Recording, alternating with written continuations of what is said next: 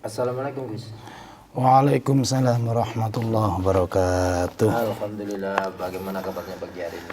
Kabarnya sehat, agak serak-serak, seret ini. Ini efek dari beberapa kegiatan yang intens ini Gus ya. Iya, efek show ini. Mudah-mudahan selalu bisa memberikan manfaat kepada sesamanya. Temanya apa ini? Temanya ciri dan tanda rumah yang terganggu oleh energi jin. Seperti itu ya. Ya. Bagi yang cinta dan berhati, langsung saja kita simak kajiannya. Jangan lupa nanti bisa bergabung di 0343455777. Gimana kok? Silakan. Assalamualaikum warahmatullahi wabarakatuh. Waalaikumsalam warahmatullahi wabarakatuh. Bismillah, alhamdulillah, wassalatu wassalamu ala rasulillah sayyidina wa maulana Muhammad ibn Abdillah, la hawla wa la quwata illa billah ma ba'da. Para pendengar setia radio 107 FM Suara Pasuruan, alhamdulillah hari ini kita ditakdirkan oleh Allah Subhanahu wa taala untuk bersua kembali dalam keadaan sehat walafiat. Dan nikmat ini kita bisa manfaat untuk senantiasa bersyukur, beribadah kepada Allah Subhanahu wa taala. Bagi teman-teman kita, saudara-saudara kita, sana famili kita yang saat ini merasakan tidak nyaman badannya, lagi resah, gelisah hatinya, mudah-mudahan Allah segera memberikan kesehatan, Allah segera memberikan solusi jalan keluar dari segala macam persoalannya, dan menggantikannya dengan keceriaan, kebahagiaan, semangat, motivasi hidup kembali, bangkit, kesehatannya kembali pulih, dan kita senantiasa berbakti, beribadah dengan giat kembali kepada Allah Subhanahu wa taala. Karena memang itulah tujuan kehidupan kita, untuk beribadah kepada Allah Subhanahu wa taala. Untuk tema kita kali ini, kita akan membahas terkait dengan ciri rumah yang terdeteksi gangguan jin.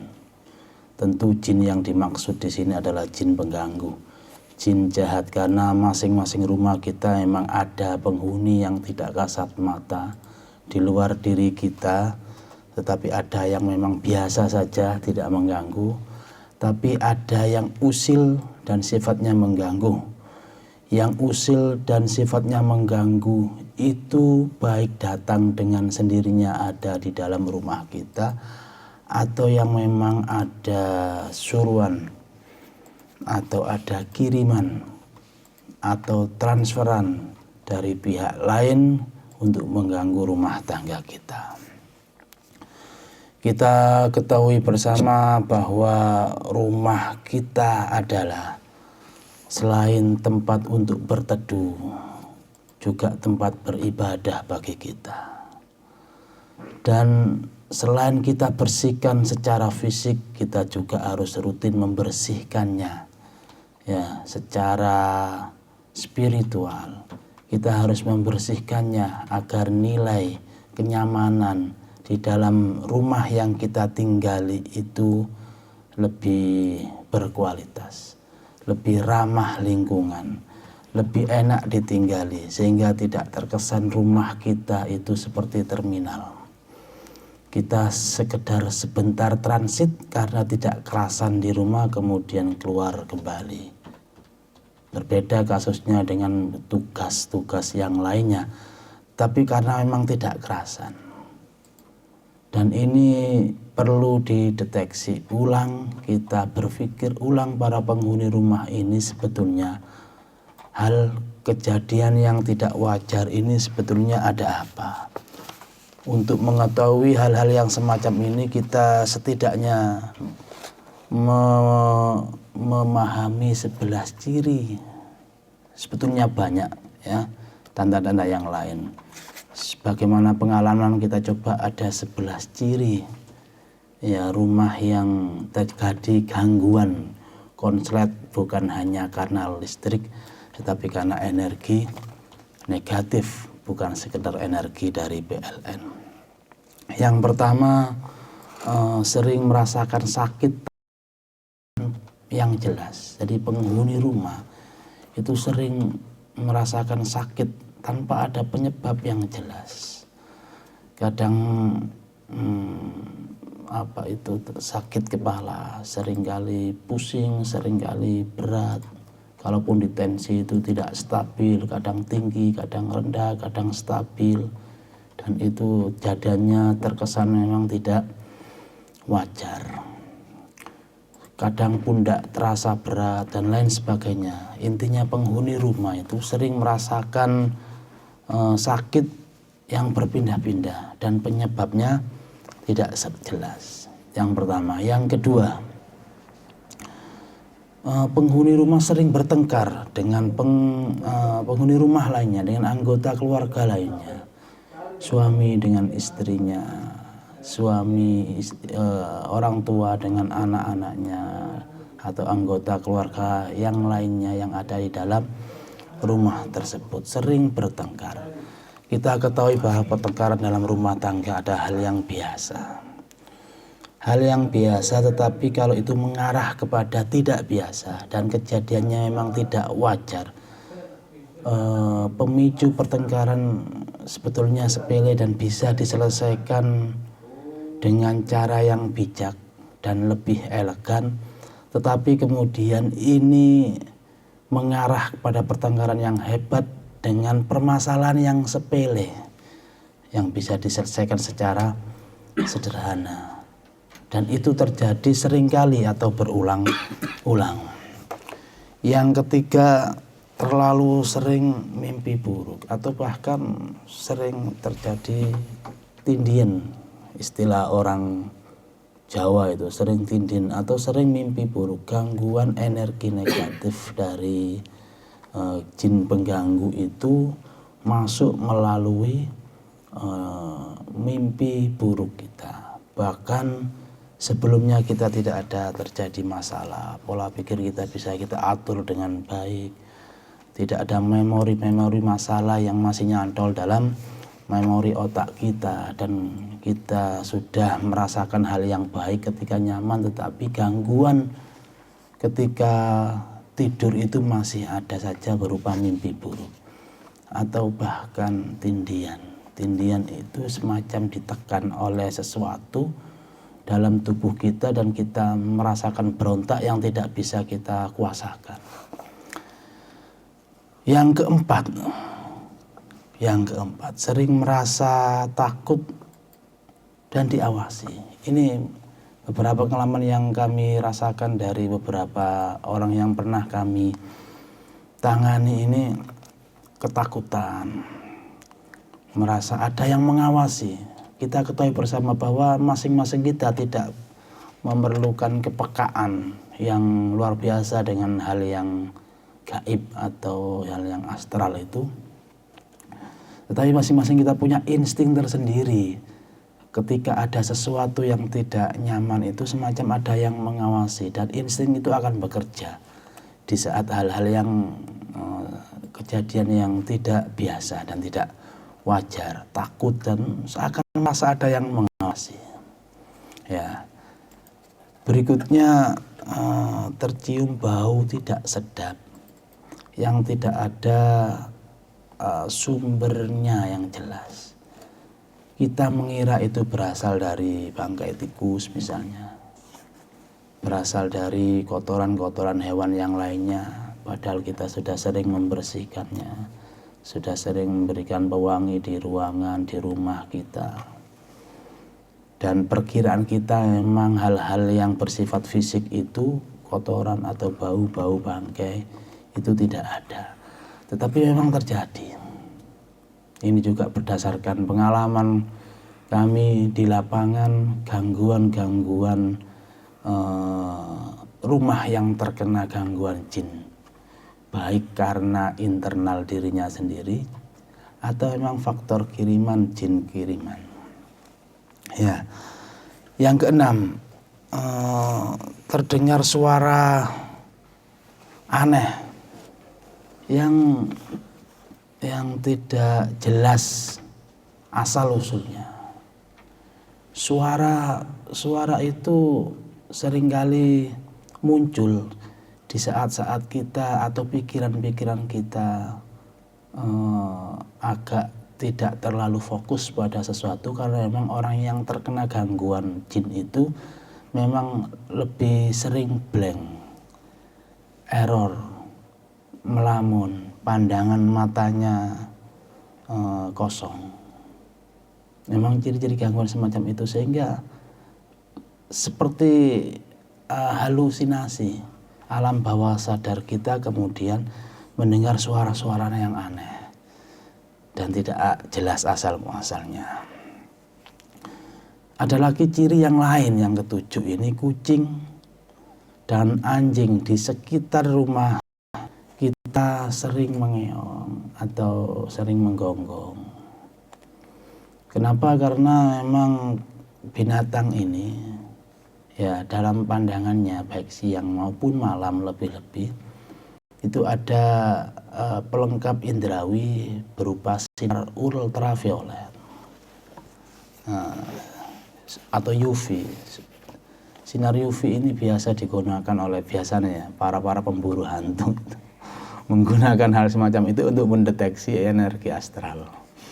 Memang ya dengan macam cara ya, secara teknologi bisa dideteksi mungkin, tetapi kedua binatang ini memang punya energi ultraviolet UV, sehingga ketika terjadi sesuatu yang bersifat non medis itu, energi non medis itu biasanya dia bereaksi berupa ngeongan yang aneh, ngeongan yang tidak biasa atau gonggongan yang tidak biasa, dan hal semacam itu seringkali terjadi di rumah-rumah yang memang terdeteksi energi negatif.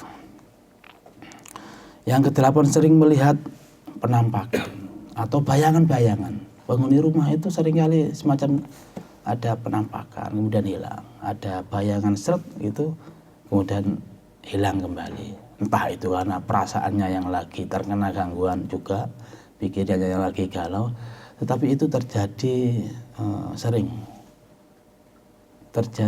sering sekali ya, penampakan. Kadang anggota keluarga kita juga terjadi gesekan, dorongan ya, tiba-tiba jatuh, kemudian ada seseorang yang menampak, ada tampakan-tampakan lah istilahnya, semacam itu. Yang kesembilan, para penghuni rumah ini kalau memang sudah terkena energi yang semacam itu sering suka menyendiri dan tidak suka berteman. Beda kasusnya dengan penghuni rumah yang menjaga ya, yang menjaga marwah mungkin, yang menjaga kewiraian, sehingga dia menjaga jarak dengan lingkungan sekitar untuk tidak banyak melakukan perbuatan maksiat atau dosa. Tetapi di luar itu semuanya ya, ada energi di mana dia suka dan tidak suka, dan lebih banyak lagi dia tidak suka untuk berkumpul, bersosialisasi atau antisosial, dan dia lebih nyaman untuk sendiri di dalam rumah. Lebih nyaman sekali dia ada di dalam rumah dan dia merasakan semacam ada teman dalam kesendiriannya ya, dan itu semuanya terjadi karena gangguan energi negatif atau gangguan jin. Yang ke-10, merasa sedang ditemani ketika tidur sendiri. Ini bisa terasa saat-saat di mana kita tidur sendiri dan kita merasa nyaman kesendirian itu, dan kemudian dalam kesendirian itu seakan-akan di sebelah kita, seakan-akan ya dalam tanda kutip memang ada yang menemani, seakan-akan, sehingga dia akan intervensi dalam mimpi buruk kita, dia intervensi dengan pikiran kita, Bahkan hal yang lebih buruk lagi, dia intervensi dengan fisik kita. Sering terjadi beberapa orang baik laki-laki maupun perempuan yang digauli oleh makhluk halus, digauli atau menggauli ya, dalam tanda kutip dengan makhluk halus, atau bahkan sering suka tidurnya dalam keadaan telanjang meskipun berselimut, sering suka bertelanjang meskipun berselimut, dan itu kita merasakan kenyamanannya, padahal itu adalah sebuah gangguan. Yang terakhir, setidaknya kalau kita mau merangkum dari semua ciri-ciri itu, dari sekian banyaknya ciri-ciri itu, yang ke-11 adalah berpaling ketika mendengar hal yang baik. Berpaling ketika mendengar hal yang baik. Mendengar atau melakukan hal yang baik itu seakan berat. Membaca Al-Quran itu seakan berat. Atau kalaupun bisa dipaksa kita membaca 1, 2, 3 ayat saja kemudian terasa ngantuk. Ya. Banyak hal lainnya yang kemudian ketika mendengar azan tubuhnya seakan bergetar karena tidak nyaman. Bukan karena merasakan energi positif dari azan itu, tetapi karena tidak nyaman dan gerah. Seakan mau berteriak ketika mendengar hal yang baik, tetapi dia simpan dan dia ekspresikan dalam ketidaksukaannya. Dia ekspresikan dalam kesukaannya. Dan jelas ini adalah gangguan-gangguan jin, setan yang mempunyai visi untuk menyesatkan kita. Ingat bahwa mereka, jin dan tentaranya, setan dan tentaranya maksud saya, yang mempunyai SK secara legal dari Allah untuk menggoda kita, ini mempunyai misi untuk menyesatkan kita, menjauhkan kita dari Allah Subhanahu wa ta'ala, menjauhkan kita dari agama ini, menjauhkan kita dari hal-hal yang disyariatkan oleh agama ini, sehingga kita semakin jauh dari hidayah Allah Subhanahu wa ta'ala. Ya betul, hidayah adalah hak prerogatif dari Allah Subhanahu wa ta'ala, tetapi kemauan kita untuk senantiasa berbuat baik adalah kewajiban kita. Kalau itu saja terasa berat, berarti ada sesuatu dalam energi tubuh kita yang perlu direhat, yang perlu dibersihkan, atau bahasa kami adalah perlu diruqyah. Ya, ada dua hal pencegahannya, pencegahan atau pengobatan. Ada dua hal, pencegahan dan pengobatan. Pencegahannya lakukan secara rutin, ya, secara rutin ibadah-ibadah atau sholat sunnah di rumah. Lakukan juga acap kali bisa digunakan berjamaah dengan anggota keluarga yang lainnya. Rutinkan untuk belajar hal-hal yang baik di rumah.